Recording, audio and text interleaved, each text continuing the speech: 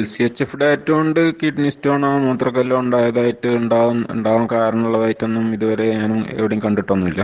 അത് അദ്ദേഹത്തിന് പിന്നെ എന്താ വെച്ചാൽ ഈ വെള്ളം കൂടി കുറഞ്ഞു പോകണ്ടെന്നുള്ള നിലക്കൊരു മുന്നറിയിപ്പ് വന്നതായിരിക്കാനാ സാധ്യത.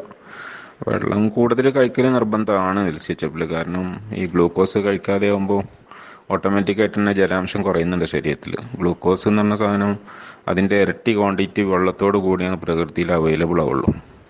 ഹൈഡ്രോഫീലിക് എന്നതിന് പറയാം. അതായത് ഒരു മോളിക്യൂള് ഗ്ലൂക്കോസിൻ്റെ കൂടെ 2 മോളിക്യൂള് വെള്ളം ഉണ്ടാവും. അപ്പം നമ്മൾ ദിവസം കഴിക്കുന്ന ഒരു 500 ഗ്രാം ഗ്ലൂക്കോസ് നമ്മൾ ഒഴിവാക്കി കഴിഞ്ഞാൽ സ്വാഭാവികമായിട്ടും 1 ലിറ്റർ വെള്ളത്തിൻ്റെ കുറവുണ്ടാകും. അപ്പോൾ അത്രയും അഡീഷണൽ വെള്ളം നമ്മൾ എന്തായാലും കുടിക്കണം നിർബന്ധമായിട്ട്. അത് കുറഞ്ഞുകൊണ്ടാന്ന് വിചാരിച്ചിട്ടായിരിക്കും ഇപ്പം പറഞ്ഞത്. വെള്ളം കുറഞ്ഞാൽ സ്വാഭാവികമായിട്ടും ഈ മൂത്രത്തിൽ സെഡിമെൻസും ഇതൊക്കെ ഉണ്ടാകാനുള്ള സാധ്യത കൂടുതലാണ്. പിന്നെ യൂറിക് ആസിഡ് പലർക്കും കൂടി കാണുന്നുണ്ട്. കാരണം സാധാരണ കഴിക്കുന്ന അളവിൽ കൂടുതൽ പ്രോട്ടീനൊക്കെ, ഇത് ബീഫും മറ്റൊക്കെ കഴിക്കുമ്പോൾ ചിലർക്കൊക്കെ യൂറിക് ആസിഡ് കൂടാറുണ്ട്. യൂറിക് ആസിഡ് കൂടിയാലും കല്ലുകൾ ഉണ്ടാകാനുള്ള സാധ്യത ഉണ്ട്. അപ്പം യൂറിക് ആസിഡും നമ്മൾ ഇതാക്കണം, എന്തെങ്കിലും പറയാം, മോണിറ്റർ ചെയ്യണം. കൂടുന്നുണ്ടെങ്കിൽ ഈ പറഞ്ഞ ആപ്പിൾ സിഡർ വിനീഗറോ അല്ലെങ്കിൽ നാരങ്ങ ഒക്കെ ചേർത്തിട്ട് ഇങ്ങനെ കുടിച്ചുകൊണ്ട് അത് കൺട്രോൾക്ക് കൊണ്ടുവരണം. 2-3 മാസം കൊണ്ട് ഈ ഡയറ്റ് കൊണ്ട് തന്നെ സ്വാഭാവികമായിട്ടും യൂറിക് ആസിഡൊക്കെ നോർമൽക്ക് വരുന്നുണ്ട്. അതോടുകൂടി ഈ പ്രശ്നങ്ങളൊക്കെ തീരും ചെയ്യും. അപ്പോൾ ആ ഇടക്കാലത്ത് അതിനിങ്ങനെ ഒരു പ്രിക്കോഷൻ എടുക്കുന്നത് നല്ലതാണ്. ആപ്പിൾ സുർക്കയും ചെറുനാരങ്ങ നീരും കുടിച്ചു കഴിഞ്ഞാൽ യൂറിക് ആസിഡും കുറയാറുണ്ട്. മറ്റ് കല്ലുകളൊന്നും ഇപ്പം ഈ പറഞ്ഞ ഒരു വെള്ളത്തിൻ്റെ കുറവ് കൊണ്ട് എന്തെങ്കിലും സംഭവിക്കുന്നല്ലാതെ അല്ലാത്ത രീതിയിൽ LCHF കൊണ്ട് അങ്ങനെ ഒരു പ്രശ്നം ഉള്ളതായിട്ട് അറിയില്ല. പിന്നെ ഈ ഗാൾ ബ്ലാഡറിനകത്ത് കല്ലുണ്ടാകുന്ന ഒരു പ്രശ്നമുണ്ട്. അത് LCHF കൊണ്ട് ഉണ്ടാകുന്നതല്ല. ഗാൾ ബ്ലാഡർ സാധാരണ ഇതിൽ കൂടുതൽ കൊഴുപ്പൊന്നും കഴിക്കാത്ത പ്രകൃതമുള്ള ആൾക്കാരുടെ ഇടയിൽ ഗാൾ ബ്ലാഡർ വളരെ ഡള്ളായിരിക്കും. എന്ന് പറഞ്ഞാൽ കൊഴുപ്പ് ദഹിപ്പിക്കാനാണ് ഗാൾ ബ്ലാഡറിനകത്തുനിന്ന് ബൈൽ ജ്യൂസ് പുറത്ത് വരുന്നത്.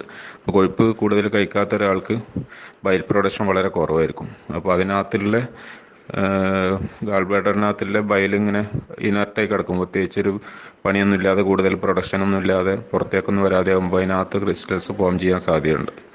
അത് അതിനകത്ത് ഉണ്ടാവും കല്ല് ആൾറെഡി. പക്ഷെ നമ്മൾ LCHF ചെയ്യുമ്പം കൂടുതൽ കൊഴുപ്പൊക്കെ കഴിക്കുന്ന സമയത്ത് അത് ദഹിപ്പിക്കാൻ വേണ്ടിയിട്ട് കൂടുതൽ ബയലുണ്ടാവും. ബയൽ പ്രൊഡക്ഷൻ കൂടുമ്പം ഈ ഗാൾ ബ്ലാഡറിനകത്ത് ഇങ്ങനെ ഉറങ്ങിക്കിടക്കുന്ന കല്ലുകളൊക്കെ ഈ ബയൽ പുറത്തേക്ക് വരുന്ന കൂട്ടത്തിൽ പുറത്തേക്ക് വരാനുള്ളൊരു ടെൻഡൻസി ഉണ്ടാവും. അപ്പോൾ ആ സമയത്ത് ആണ് കല്ല് നമുക്ക് ഫീൽ ചെയ്യുക. അതുവരെ നമ്മൾ അവിടെ കല്ലുള്ളത് നമ്മൾ അറിയില്ല.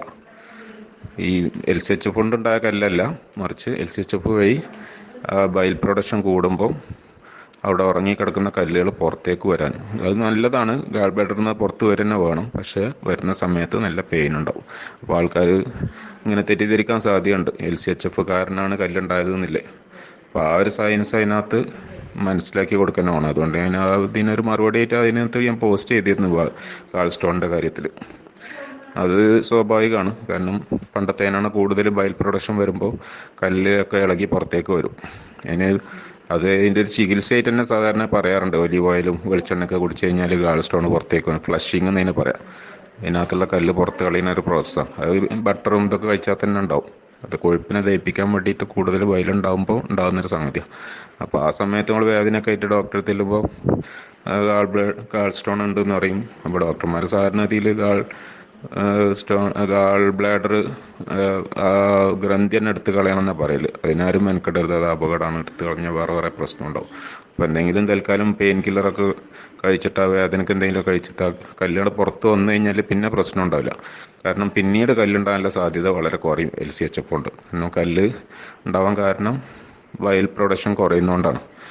ബയലിങ്ങനെ പ്രൊഡക്ഷൻ കുറഞ്ഞ് ഇങ്ങനെ കെട്ടിക്കിടക്കുമ്പോഴാണ് അത് ക്രിസ്റ്റലൈസ് ചെയ്യുക.